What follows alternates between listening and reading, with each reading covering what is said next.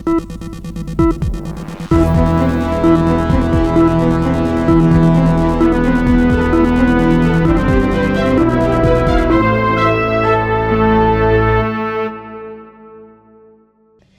प्रदेश में 2027 में होने वाले विधानसभा चुनाव को लेकर राजनीतिक सरगर्मियां तेज हो गई। समाजवादी पार्टी के राष्ट्रीय अध्यक्ष अखिलेश यादव ने इस चुनाव के लिए अपनी रणनीति को लेकर बड़ा बयान दिया। उन्होंने साफ किया कि आगामी चुनाव में सपा का मुख्य फोकस पीटीए मॉडल पर रहेगा। अखिलेश यादव ने पीटीए का पूरा नाम स्पष्ट नहीं किया, लेकिन राजनीतिक विशेषज्ञों का मानना है कि इसका अर्थ पिछड़ा, दलित और अल्पसंख्यक समुदाय की गोलबंदी से है।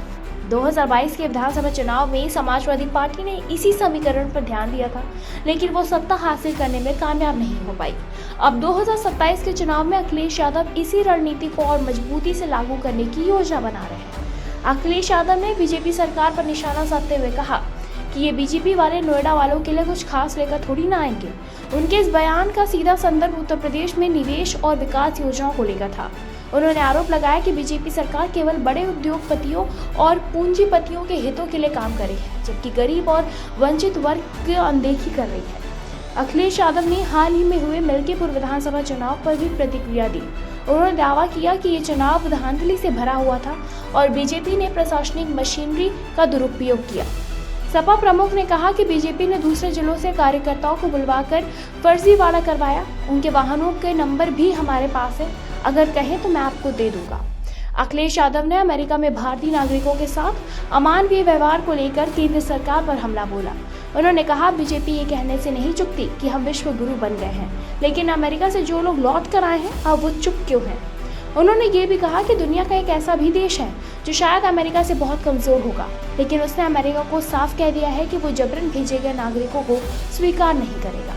अमेरिका को उसकी बात माननी पड़ी, लेकिन भारत में सरकार को इतनी भी हिम्मत नहीं है कि वो अमेरिका से इस मुद्दे पर कड़ा रुख अपना सके।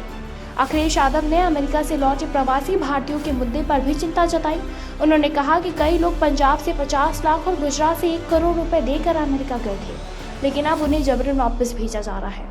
सपा प्रमुख ने मांग की है कि सरकार को इन प्रवासियों का पैसा वापस दिलाने और उन्हें रोजगार देने की पहल करनी चाहिए। क्या है सपा की 2027 की रणनीति? अखिलेश यादव के हालिया बयानों से स्पष्ट ये है कि सपा 2027 के विधानसभा चुनाव के लिए पूरी तरह तैयार है।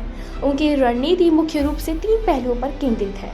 पीटीए मॉडल, यानी कि पिछड़ा, दलित और अल्पसंख्यक समुदायों के एक साथ जोड़कर एक मजबूत वोट बैंक बनाना।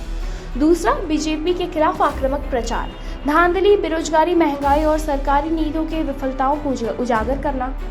नंबर तीसरा है युवा और प्रवासी भारतीयों पर फोकस, रोजगार और शिक्षा के मुद्दों को लेकर युवाओं को जोड़ना और विदेश से लौटे भारतीयों के अधिकारियों के लिए आवाज उठाना। उत्तर प्रदेश विधानसभा चुनाव 2027 अभी 2 साल दूर है, लेकिन राजनीतिक हलचलें अभी से तेज हैं।